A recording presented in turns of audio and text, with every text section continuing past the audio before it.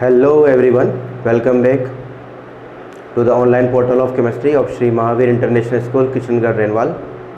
In the last video, that is part 7, we have discussed about the general characteristic of phenol, general methods of preparation of phenol in industry technique or in laboratory techniques. Now, on moving forward, in the today class, we are going to study about the physical properties of phenol and the chemical behavior of phenol. Now let's start the topic phenol physical properties.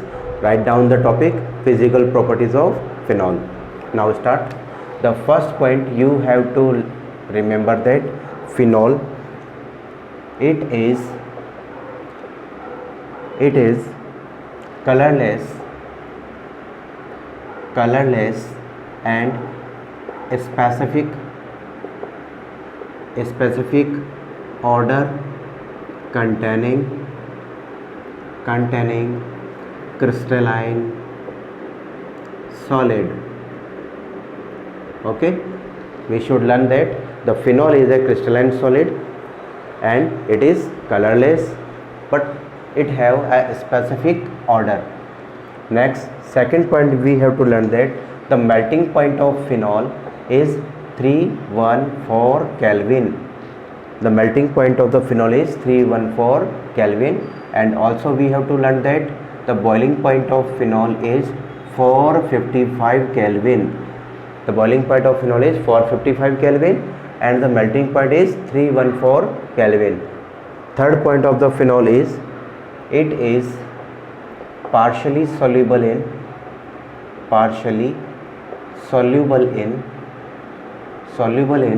water due to its aromatic nature. The slight solubility of it is due to H bonding. Okay बच्चों, हमें ये चीज़ ध्यान रखनी है कि जो phenol होता है ये वाटर के अंदर स्लाइटली सॉल्युबल होता है, और जो स्लाइटली सॉल्युबिलिटी होती है इसकी वो केवल किस वजह से है, ये हाइड्रोजन बॉन्डिंग बना लेता है वाटर मॉलिक्यूल के साथ में. ठीक है ना बच्चों, ये हम लोग ध्यान रख लेंगे.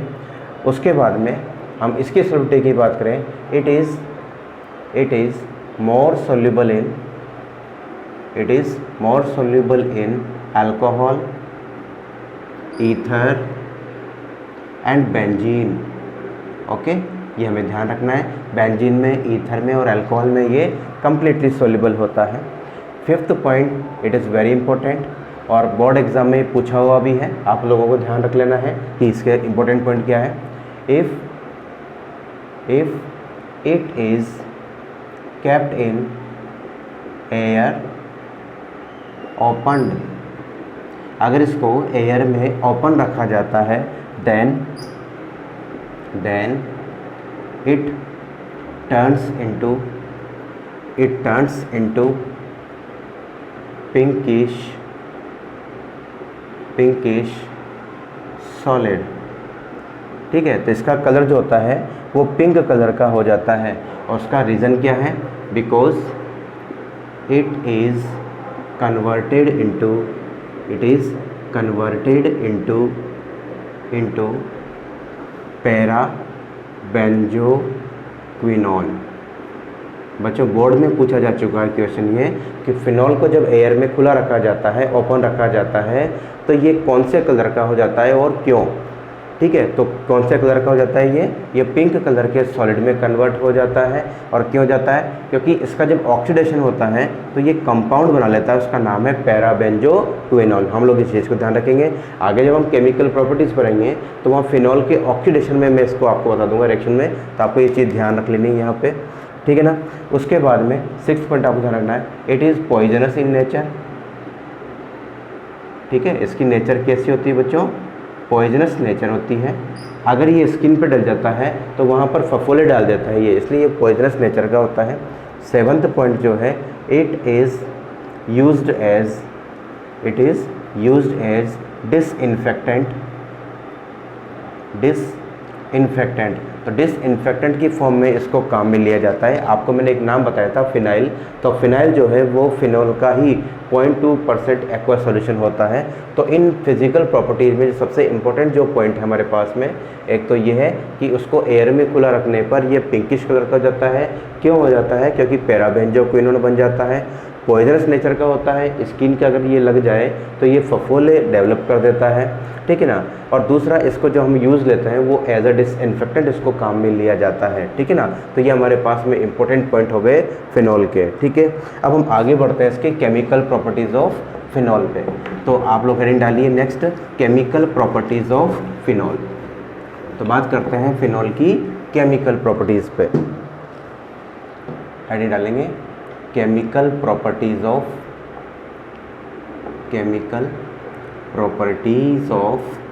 फिनॉल, ठीक है बच्चों, केमिकल प्रॉपर्टीज़ ऑफ फिनॉल। तो बच्चों इसमें 3 तरह की केमिकल प्रॉपर्टीज़ पढ़नी है हमें।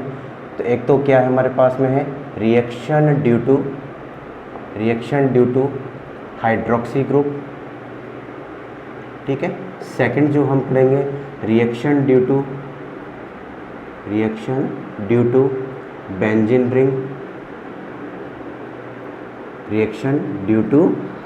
रिंग, और थर्ड जो है हमारे पास में जो हम पढ़ेंगे वो है इसकी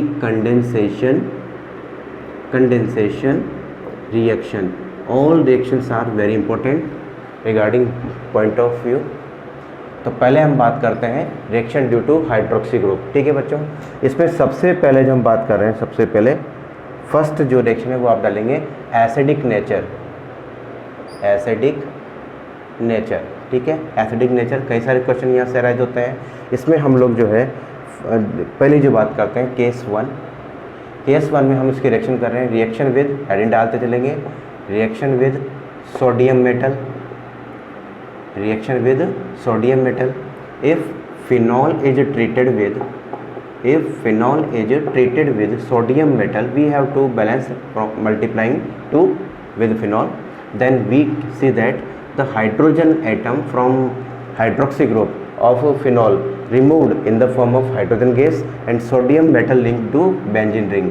Then we obtain that a salt. तो हमें यहाँ पर एक सॉल्ट मिल जाएगा और कौन सी गैस लिबरेट आउट हो जाएगी? हाइड्रोजन गैस यहाँ से लिबरेटेड आउट हो जाएगी। ये जो सॉल्ट मिला उस सॉल्ट का नाम है सोडियम फिनॉक्साइड। क्या नाम है इसका? सोडियम फिनॉक्साइड इसका नाम होता है, जो कि एक क्या है बच्चों? सॉल्ट है। तो आप लोगों ने पढ़ा हुआ है अगर कोई एसिड कंपाउंड किसी मेटल से ट्रीट करता है तो मेटल से ट्रीट करने पर वो एक सॉल्ट और हाइड्रोजन गैस बनाता है, जो कि यहाँ से प्रूव होता है। तो इससे पता चलता है कि फिनॉल की नेचर कैसे होती है? एसिडिक नेचर होती है। इसी तरीके से इसकी दूसरी रिएक्शन से भी हम लोग पता कर सकते हैं। Case 2, reaction with aqueous NaOH। तो हमने NaOH का एक्वा सॉल्यूशन लिया हुआ है, उसकी रिएक्शन हम फिनॉल से करवा रहे हैं। तो आप देखेंगे यहाँ पे कि अगर हमने फिनॉल की रिएक्शन एक्वस NaOH से करवा ली तो ये एसिड है और ये क्या है? बेस। तो एसिड से हाइड्रोजन और बेस से क्या चला जाएगा? OH चला जाएगा। तो क्या बाहर निकल गया? इसमें से वाटर मॉलिक्यूल बाहर निकल जाएगा और आप लोग देखेंगे कि यहाँ पर भी हमें वही साल्ट मिल जाएगा जो हमें पहले मिला था।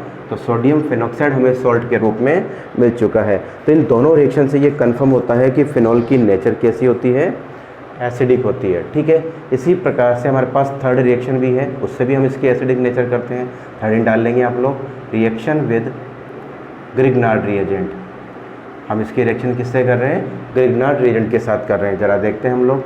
ये आपने बेंजीन रिंग वाला फिनॉल मॉलिक्यूल लिया, इस फिनॉल की रिएक्शन हम ग्रिग्नार्ड रिएजेंट से कर रहे हैं, दैट इज़ CH3MgBr, ठीक है। तो मेथिल मैग्नीशियम ब्रोमाइड के साथ हम इसको ट्रीट कर रहे हैं। तो हम क्या देखेंगे कि ये जो मेथिल आयन है ये एनायन की फॉर्म में होता है और MgBr पे चार्ज क्या होता है? पॉजिटिव होता है। और फिनॉल में ये ब्रेकडाउन होता है H+ और ये फिनॉक्साइड आयन बन जाता है। तो ये H+ इससे लिंक हो जाएगा और आपको क्या बना के देगा? मेथेन। तो फिनॉल ने क्या चीज़ लिबरेट करी? यहाँ से प्रोटॉन को लिबरेट किया, यानी कौन सी नेचर शो कर रहा है? ये एसिडिक नेचर शो कर रहा है। उसके अलावा हमें जो साइड प्रोडक्ट मिला वो मैग्नीशियम की एक वैलेंसी पर ब्रोमो और दूसरी वैलेंसी पर हमें ये फिनॉक्साइड आयन जो है वो यहाँ हम अटैच कर देंगे। तो आपको यहाँ पर कौन सी गैस मिल गई? मेथेन गैस मिल गई। तो ये हमारा इसका प्रोड्यूस हो गया। तीनों ही रिएक्शन से हम लोग ये कंक्लूजन निकाल सकते हैं कि फिनॉल की नेचर कैसी होती है, एसिडिक होती है। तो आप लोगों ने इसका स्क्रीनशॉट ले लिया होगा, इसको उतार लिया होगा, ठीक है। तो तीनों ही रिएक्शन फिनॉल की एसिडिक नेचर को प्रूव करती हैं। अब हम ये पता लगाने की कोशिश करेंगे कि फिनॉल ने एसिडिक नेचर जो शो की है उसके पीछे और क्या क्या रीजंस हैं। तो अब बात करते हैं कि reason behind the acidic nature of phenol.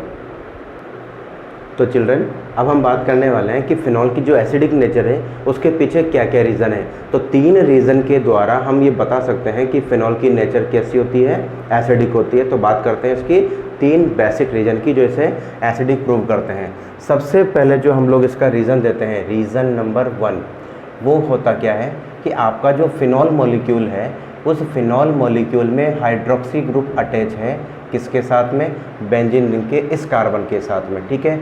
और ये जो कार्बन है बच्चों इसके पास पाई बॉन्ड है, तो इसको मैं लिख देता हूँ। तो ये जो कार्बन है इसका हाइब्रिडाइजेशन कैसा है बच्चों, sp2 हाइब्रिडाइजेशन है, ठीक है ना। अगर मैं किसी जनरल अल्कोहल की बात करूँ, सपोज मैंने जनरल अल्कोहल के फॉर्म में ले लिया मेथेनॉल, ठीक है। ये मेथेनॉल में हाइड्रोक्सी ग्रुप जिस कार्बन से जुड़ा हुआ है इसका हाइब्रिडाइजेशन कैसा है, sp3 है। तो आप लोगों ने 11th में पढ़ा हुआ है कि परसेंटेज S कैरेक्टर जिसका ज़्यादा होगा, percentage S character proportional to acidity, ठीक है ना। तो हम लोग ये कहते हैं कि sp जो होता है हाइब्रिडाइजेशन उसका परसेंट S कैरेक्टर ज़्यादा होता है, किससे, sp2 से, और sp2 का ज़्यादा होता है sp3 से। तो आप यहाँ पर इससे कंक्लूजन निकाल सकते हैं कि sp2 का परसेंट S कैरेक्टर ज़्यादा है, इसलिए इसकी एसिडिक नेचर भी क्या होगी, ज़्यादा होगी। और किसी भी सामान्य एलिफेटिक अल्कोहल में कार्बन sp3 हाइब्रिडाइज होता है, उसका परसेंट S कैरेक्टर क्या होगा, कम होगा, देयरफॉर उसकी एसिडिटी क्या हो जाएगी, कम हो जाएगी। इसलिए हम लोग ये कह सकते हैं कि फिनॉल की जो एसिडिक नेचर है वो किसी भी एलिफेटिक अल्कोहल से क्या होगी, ज़्यादा होगी। तो पहला रीज़न हमारे पास ये आ जाता है। अब बात करते हैं इसके सेकंड रीज़न की। तो रीज़न नंबर 2 पर हम लोग फोकस करते हैं।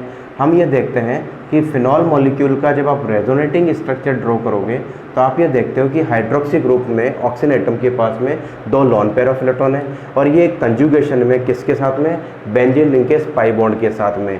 इसलिए इस ऑक्सीजन के पास में जो आपके लॉन पेयर हैं ये कौन सा इफेक्ट दिखाते हैं, यहाँ पे ये दिखाते हैं +R इफेक्ट।